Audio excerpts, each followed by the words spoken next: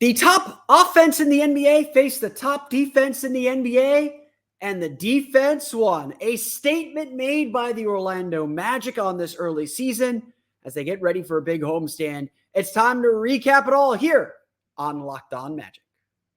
You are Locked On Magic, your daily Orlando Magic podcast, part of the Locked On Podcast Network, your team every day.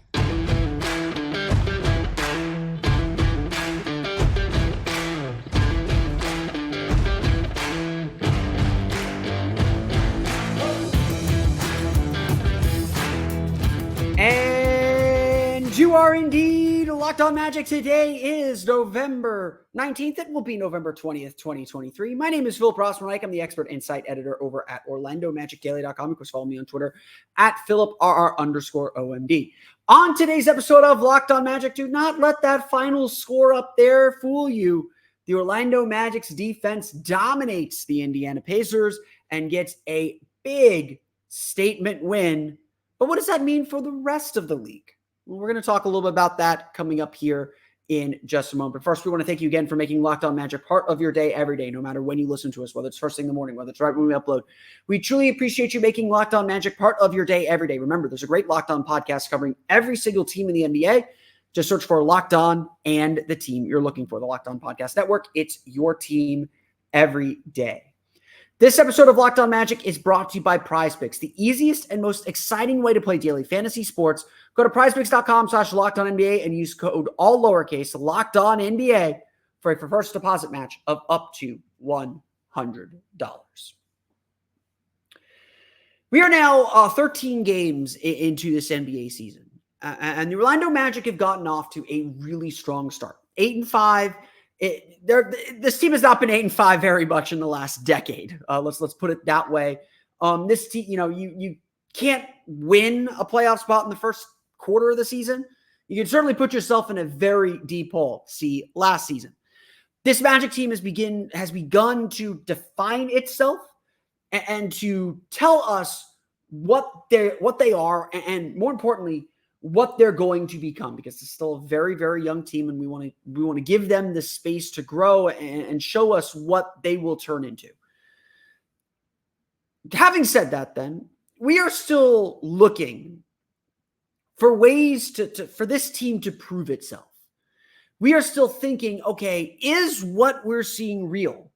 Is it just a one-time thing? Is it just they had a really good day, and that happens a lot. It's an 82-game season. A lot happens. You're going to have bad days. You're going to have good days. And as they always say, you're never as good as your worst. You're never as good as you think you are, never as bad as you think you are either.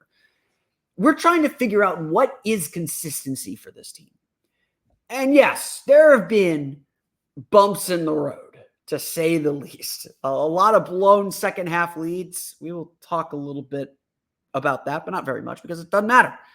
There have been a lot of blown leads, a lot of opportunities that have slipped through this team's fingers, and the team knows that, even if they are a bit, I wouldn't say satisfied, but pleased with the way that they've started this season, despite the schedule that they've had to face. And the 6-game homestand is coming at a really, really, really nice time, and it's going to be a good one. It's going to be a fun one here at the Amway Center over the next week and a half. This team, though, is trying to establish itself. And so Sunday presented, at least for the NBA nerds, if not for ESPN and for the national broadcasters, Sunday presented an opportunity to see where we're at in a lot of ways. The stats say it all. Even at this early stage of the season, the Magic came into the game with the top defense in the league. And while, yes, the numbers are still floating around, they're not quite sticky yet. The Magic have stayed in the top 5 pretty consistently throughout the whole season. We could safely say the Magic, at this moment, have at least a top 5 defense. Same for the Indiana Pacers. They have the top offensive rating in the league entering this game, and they have been first, second, third. They've been top 5 throughout the entire season so far. That's something consistent. So what happens when these two forces meet? And don't think the Magic didn't know. Don't think these Magic players didn't know what this matchup, at least tangentially, represented. At least at this point, what it represented.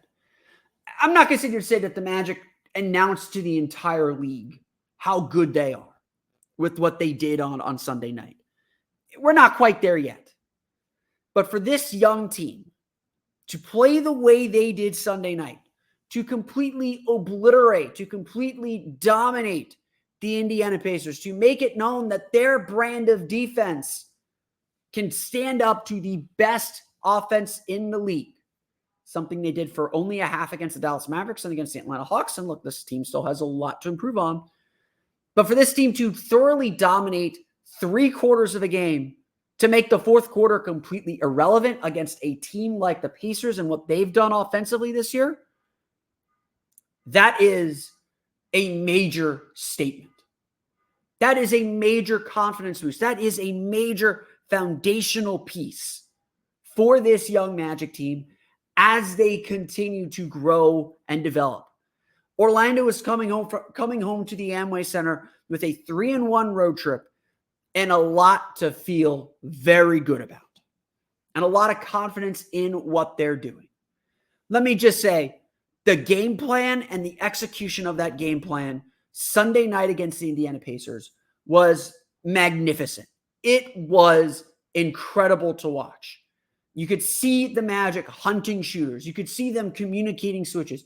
You could see them protecting the rim and spraying out to get to shooters and to make sure the Pacers offense never even got comfortable. You could see them executing offense and doing their part, not turning the ball over until there was less than a minute to play in the second quarter. By then, Orlando already had a 34-point halftime lead. 34-point halftime lead.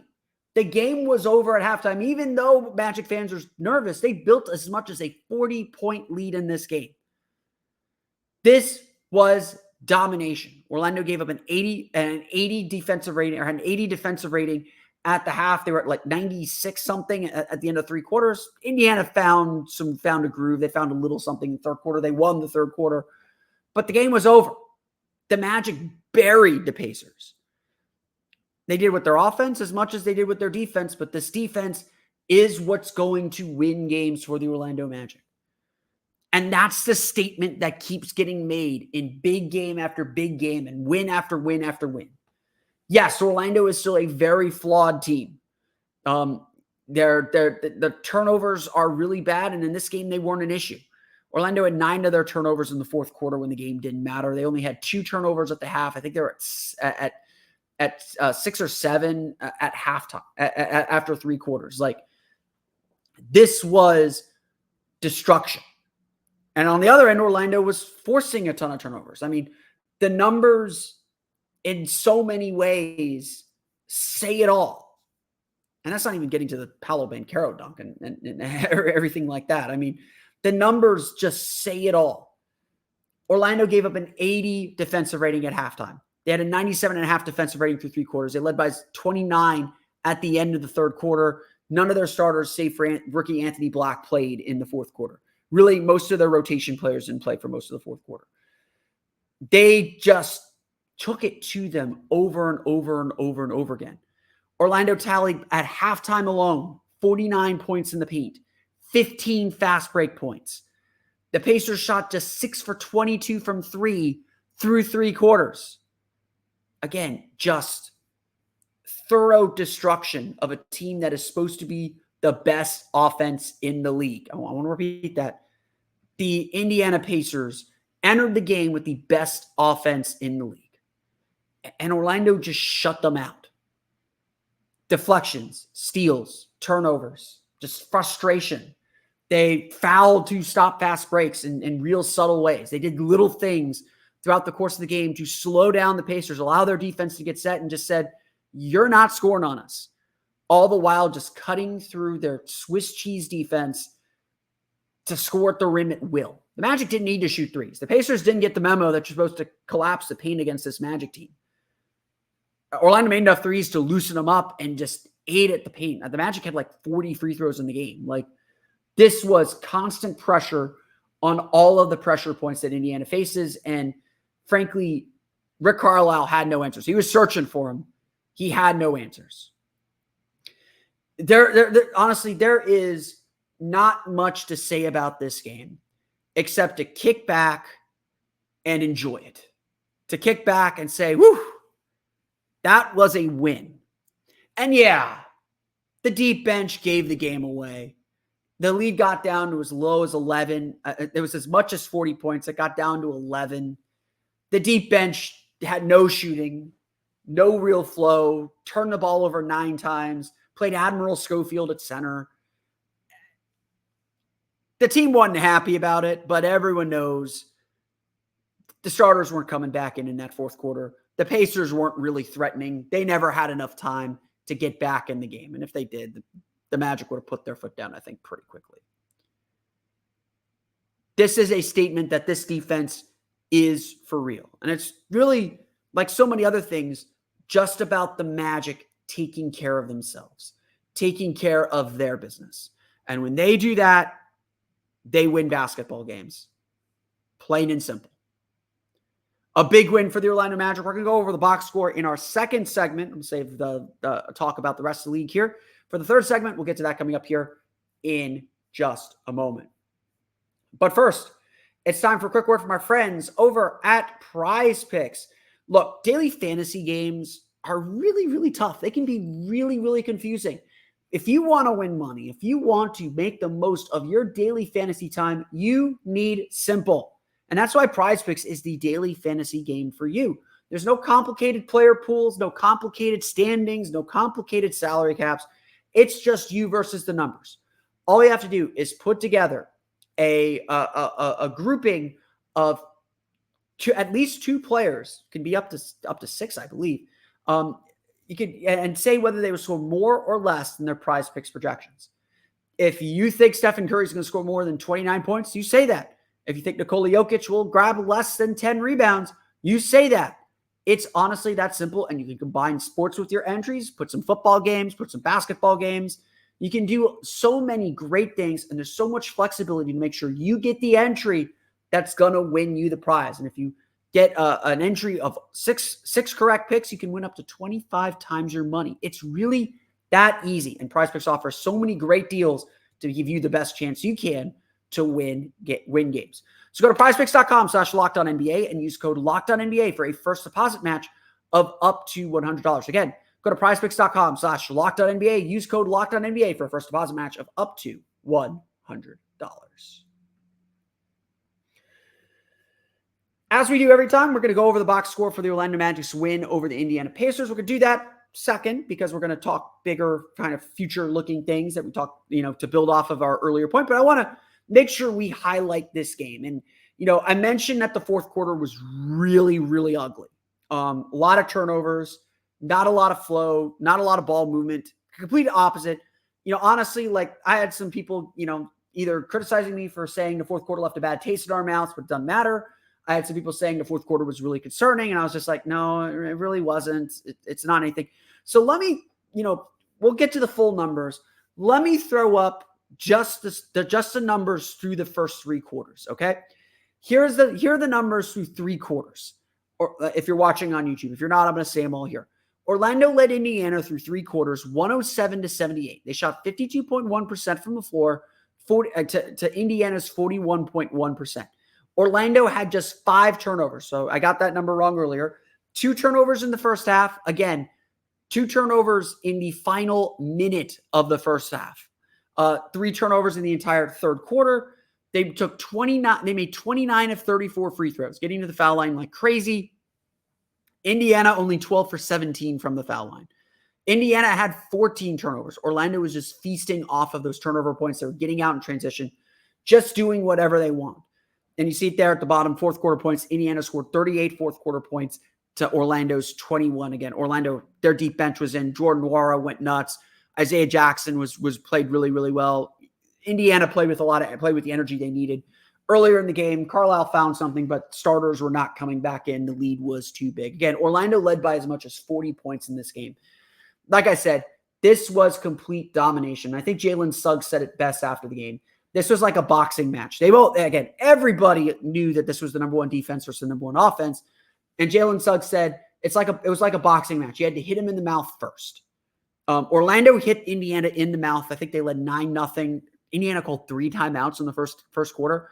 Orlando hit him in the mouth, never looked back, never stopped punching. They just kept coming at Indiana and making them defend the rim, which the Pacers did not want to do, and just really did whatever they wanted in this game. It was I'm serious, guys, just a truly impressive defensive performance, top to bottom. And obviously that happens because of how good the Magic's offense was. Let's talk about our sponsor TBD player of the game. That is Sir Paolo Banchero. We didn't even talk about the big dunk that he had over Jalen Smith. Just stuck, sneaking in the backcourt, got a steal, saw the runway, cleared Jalen Smith, dunked it over him, got the foul. It was just awesome. Paolo's great. 24 points for Paolo, 9 for 14 shooting, got to whatever spot he wanted on the floor, took a ton of shots, 6 or 7 from the foul line, 3 rebounds, no assists, which is rare for him. But only 1 turnover. He added 2 blocks for good measure. Paolo was great defensively, which helps, but like so much of this game was just Paolo picking on Indiana's defense. I mean, Indiana's defense is not good this year, but Orlando did a really good job recognizing and targeting the switches. Indiana switched almost 1 through 5. And so they would run Paolo as a screener on a lot of picks. He'd get the matchup he wanted, immediately post up in the mid or low post. Orlando would get him the ball. He would just take Benedict Mathurin on the block and just eat him alive. Quick moves to the basket, quick drawing fouls, just very decisive. And again, that's been the big thing with Paolo this year. Like when Paolo's quick and aggressive, there's no one that can stop him. He's trying to be a better passer. He's trying to be, trying to share the ball a lot more, and his passing is very good. And has gotten a lot better, but that's led to some turnovers and that's led to some mistakes. This game was just raw. I'm going to score it over you. I'm not going to mess around this game. He did that. And look, Orlando ended the game with, let me make sure that's through the first 3 quarters. Orlando through the first 3 quarters. Let me actually look at that. Orlando through the first 3 quarters at 17 assists on 37 makes.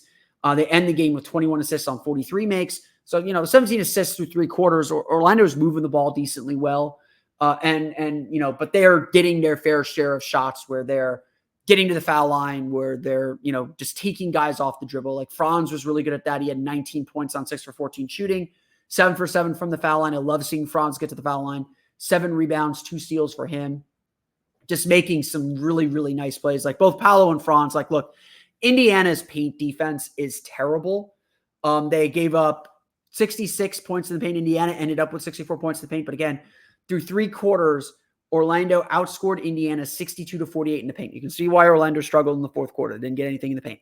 But 62-48 in the paint through 3 quarters, 17-6 on fast break points through 3 quarters. Again, Orlando just able to put themselves in such a good spot to just, put their thumb on the Pacers and really make them hurt and make it hard for them to get anything going. Jalen Suggs was really the one who set the tone for this game on both ends. 9 of his 18 points came in the first quarter. He was 6 for 8 from the floor, 1 for 2 from deep, 5 for 6 from the foul line, 3 rebounds. He only had 1 steal, but again, just like so disruptive, just able to get deflections, able to be in passing lanes, attack the basket. Honestly, there's parts of the game where I was like, he's moving too fast. He's the only one that seems like that he really wants to pick up the pace. And I did not think that was necessarily something the Magic should do. But he was effective with it. Sometimes he's out of control. He was one time he was out of control. He got foul anyway, but sometimes it was out of control. But, he really does a good job pushing the Magic to push the pace a little bit more, to try and create some early offense. Got to be a little bit smarter with his decisions on that, but it worked today. So nothing to complain about. Other notable guys, Goga Bitadze, 8 points, 3 for 5 shooting, 8 rebounds, 2 assists, 4 blocks in his return to Indiana. The blocks were really big. Orlando had 10 blocks, 4 of them from Goga Bitadze, 2 of them from Anthony Black. Goga was just all over the place defensively, protecting the rim. Orlando's defense was really good. They switched a lot too, but that kept them defending the 3-point line. And Goga Bitadze just cleaned up anything that got in the paint. Orlando is really committed to limiting 3-point attempts. And certainly, if not limiting 3-point attempts, contesting every 3-point attempt. They did such a good job with that. And so much of that linchpin was Goga Bitadze. Off the bench, Cole Anthony or Mo Wagner ends up with 16 points, 6 for 10 shooting. But Cole Anthony, 15 points, 5 for 12 shooting. He's kind of getting stuck in that in-between game where he's not making shots. But again, he's getting, that's kind of his role, is just to kind of keep driving into the paint, keep trying to make some of those runners. Gary Harris just always kills in Indiana, 13 points, 4 for 6 shooting, 3 for 3 from deep. A really solid game from him. And we got to give a special shout out to Joe Ingles. Did not score in this one, but 6 assists for Joe Ingles. Again, just keeping that ball moving. My joke right now is that every line, if you want to fix any lineup the Magic have, put Joe Ingles in it, and that's proven to be fairly accurate for this team. Orlando finishes the game shooting 43 for 87. That's 49.4% to 7 for 20 from 3, 35 for 42 from the foul line. Again, 15 turnovers for 21 Indiana points. 9 of those turnovers, though, came in the fourth quarter. 10 of those turnovers actually came in the fourth quarter for 13 Indiana points. Again, that was just, the fourth quarter didn't matter. It was bad. It isn't representative of Magic basketball. It's going to hurt all the Magic stats. Orlando won this game handily. It was done after 3 quarters. And that's really all that needs to be said. Indiana was led in scoring by Jordan Nwora with 19 points. Again, most of that coming end of the third and throughout the fourth quarter. Tyrese Halliburton, only 12 points on 4 for 14 shooting. He was a minus 30. Orlando did not give up a Tyrese Halliburton field goal in the first half. Really did a great job on him. He only had 3 assists. Really, really great game from him. They fouled out Benedict Mathurin. Mathurin had 14 points on 4 for 12 shooting, 6 rebounds, 6 fouls. Paolo just victimized him all game long. Indiana does end up shooting 44.2%, 8 for 31 from 3. That's 25.8% for those who can't divide. 24 for 31 from the foul line. 16 turnovers for 23 Orlando points. That was a big decisive factor in this game. Again, Orlando did their work early. They built an insurmountable lead, and sure, the fourth quarter was frustrating to watch, but the lineup the Magic were using for most of that fourth quarter was Anthony Black, Jet Howard, Caleb Houston, Chuma Okeke, and Admiral Schofield. Chuma did some good things. Anthony did some okay things. Anthony Black and Cole Anthony in that quarter did some okay things. That's not a lineup we're ever going to see again. And if the Magic are playing that lineup, it means there's a lot of injuries that we need to be worried about, or it's a blowout. At the end of the day, the Magic won the game 128-116, and that's all that really matters. When we come back, though, we're going to talk about the statement the Magic can make to the rest of the league, how they carry over this defense to a big-time homestand, a big-time week at that. We'll get to that coming up here in just a moment. But first, a quick word from our friends over at FanDuel. Score early this NFL season with FanDuel, America's number one sportsbook. Right now, new customers get $150 in bonus bets with any winning $5 moneyline bet. That's $150 if your team wins. If you've been thinking about joining FanDuel, there's no better time to get in on the action. The app is so easy to use, and there's a wide range of betting options, including spreads, player props, over-unders, and more. So visit FanDuel.com/lockedon and kick off the NFL season right. FanDuel is an official partner of the NFL. So the Magic are sitting here at 8-5. Again, we have not been sitting here at 8-5. We've not been sitting here at 5th, I think, in the Eastern Conference at the moment. At this late stage in the season, very often, the 2016 Magic that went 19-13 under Scott Skiles is probably the closest we can come to this. By this point in the 2021 season, Markelle Fultz had suffered his injury. The team had started to fall apart.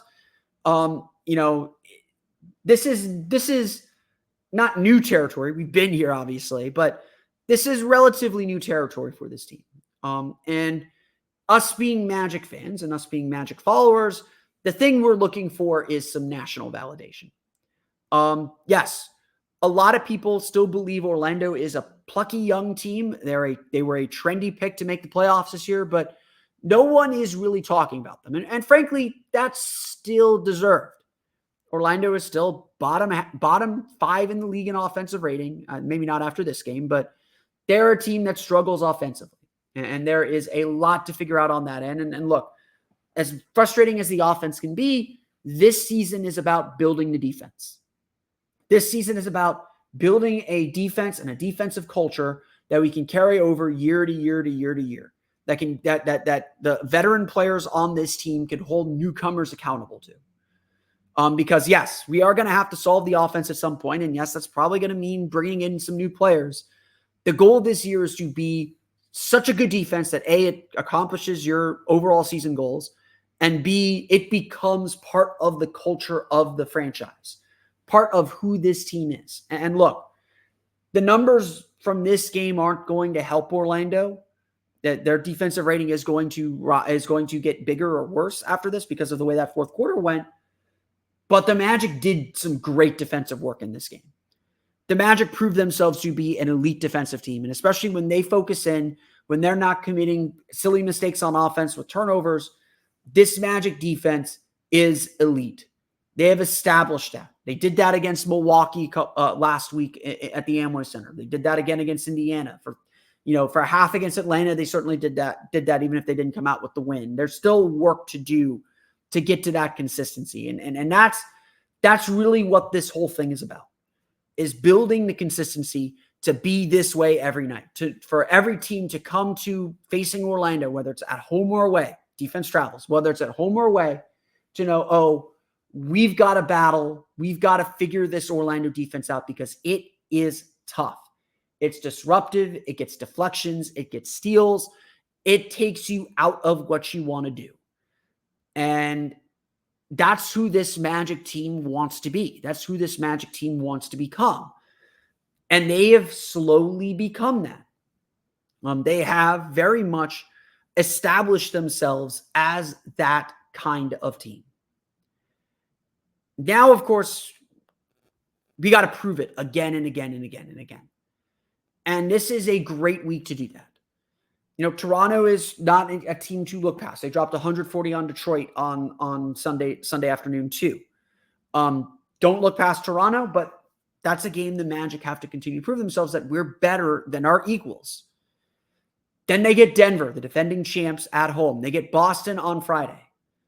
What this season is missing and what the Magic are missing to make a statement not only for themselves and the confidence for themselves, but for the rest of the league, are these marquee wins.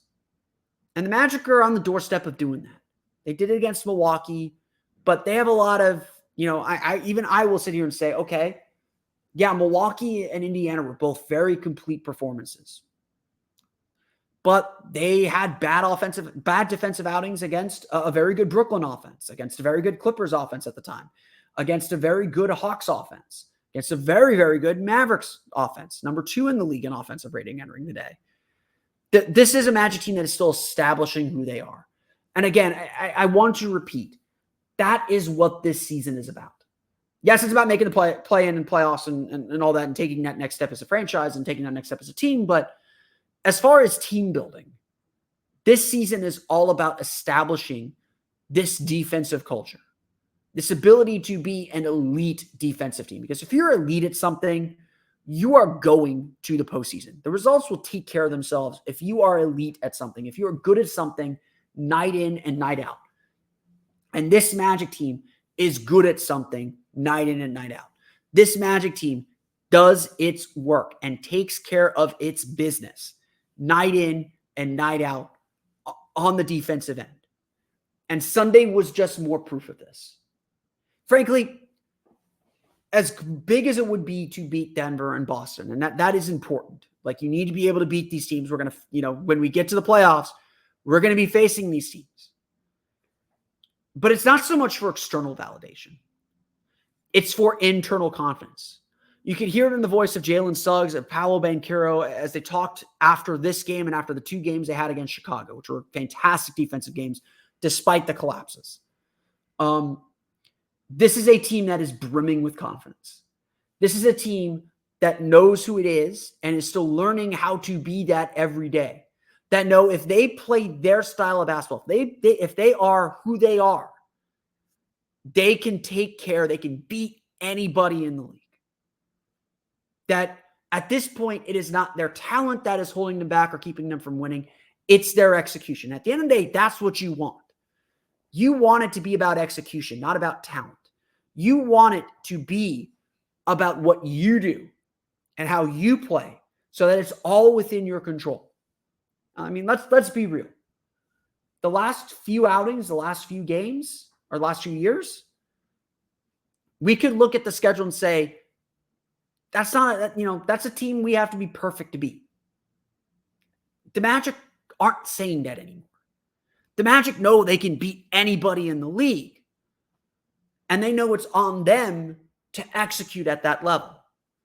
They know they have to be the ones that make the decisions to win or lose games. They have to be the one that have the poise when things are chaotic to win or lose. Honestly, like, the offensive performance was impressive on Sunday. The defensive performance was really impressive.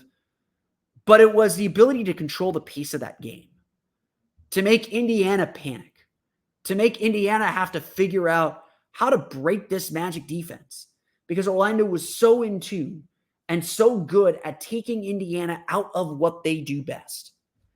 That's what good defensive teams do. They make plays at the rim and they make steals and all that stuff. That's important. But defensive teams are disruptive. Indiana couldn't disrupt Orlando if they tried, and they really didn't seem to be trying in that first half. Orlando was just everywhere. And Indiana didn't have any ideas on how to break them down. Halliburton got himself going a little bit in the third quarter, but they ran out of ideas real fast on how to take the Magic out of what they were trying to do on both ends of the floor. At the end of the day, yes, we want ESPN talking about us. I would love that, because that probably means more traffic and more eyeballs and more viewers and all that stuff. Yes, you want those people talking about you, because that means you're relevant. That means you are competing for the top prize, for what really matters. But what the Magic are seeking is respect around the league, acknowledgement and focus from the best teams in the league, because that's how this defense gets tested. Indiana knew that heading into this game, and maybe there was a little bit of rust because they hadn't played since Tuesday. I suspected that might be something that could happen. But they just got thoroughly outworked. And Indiana couldn't figure the puzzle out. Chicago really couldn't figure out the puzzle, and they had 2 cracks at it. It took Brooklyn 3 quarters to really figure it out, and that was a bad defensive game from Orlando. Now Orlando comes home. 6-game homestand. Not an easy week by any stretch of the imagination, but Charlotte and Washington on the back end of this. 6-game homestand and a chance to really make their mark on the standings.